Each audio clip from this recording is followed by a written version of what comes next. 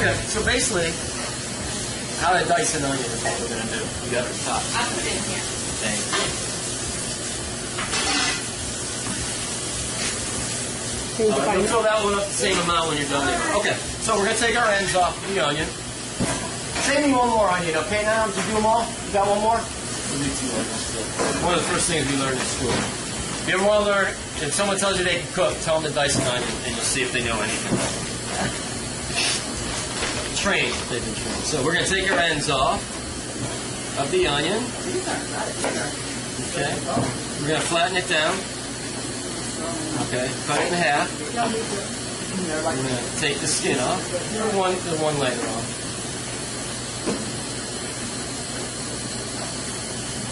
Okay, so then now we have our onion. Now we're going to put it sideways. We're going to make 2 or 3 cuts this way. Okay, long ways. We're not going to go through all the way. We're going to leave about 1/8 of an inch on the end. We don't want to cut through all the way. So once again, sharp knife, little pressure on top. We're going to go through, and depending on the size of your dice, that's the size of cuts that we're making. So we're going for small dice. So we made those 3 cuts. We're going to turn it towards us, and now we're going to make cuts this way. Once again, we're not going to go through it. Okay, just straight down, and depending on the size, we want small dice, so we're going very small in between the cuts. Now we have our cuts both ways, so now we're just going to turn it, and depending on the size, once again, that's how much we're going to cut it, and you get dice. So sharp knife makes it a lot easier. And that'll give you some nice dice. When you get to the end, you can turn it on the side. Go around the core right here. And you have nice diced onions. Once again. I'll turn the water off. I'll get it when I'm done. So once again, you cut.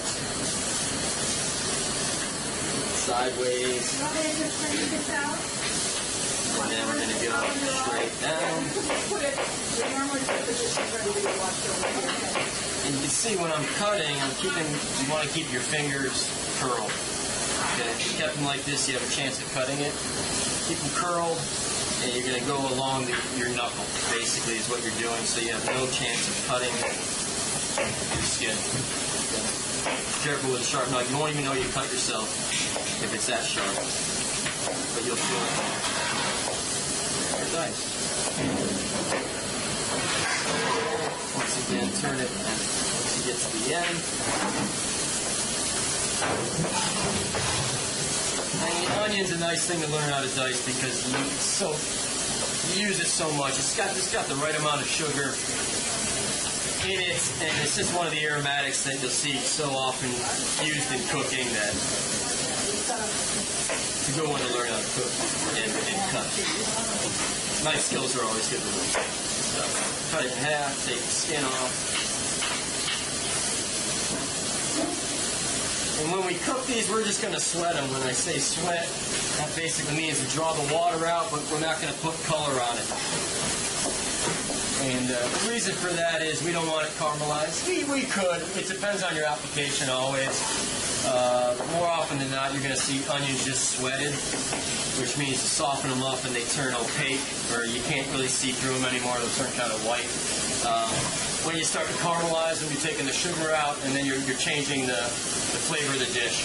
Something like this, it won't hurt, but I just want the flavor of the onion without it caramelized. And that's usually in a low to medium heat. If you go high heat, you're going to burn your onions or start caramelizing them. The more you cook them, any vegetable has sugar, you're going to bring the sugars out. If we were making French onion soup, then we would caramelize the heck out of them. Now, are you going to sweat them before you put them into the corn? I am, yes. One of the things that intrigued me about your cooking is that you could just serve people the canned corn or the bean soup, but you really put that extra in. Why is that you put the extra, all the herbs, the seasonings, the cilantro? I feel, I guess there's a couple reasons, but since I have a fondness for cooking and I know how to add flavors, which basically you got to make sure you season things. A couple tips you can give to season things, and fresh herbs at the end are always nice. Too often they do all these different techniques and they forget the basics, which is to season something. And without seasoning, you get bland food. So just knowing the basics. Since I'm serving people, I want it to taste good. That's why I'll add these.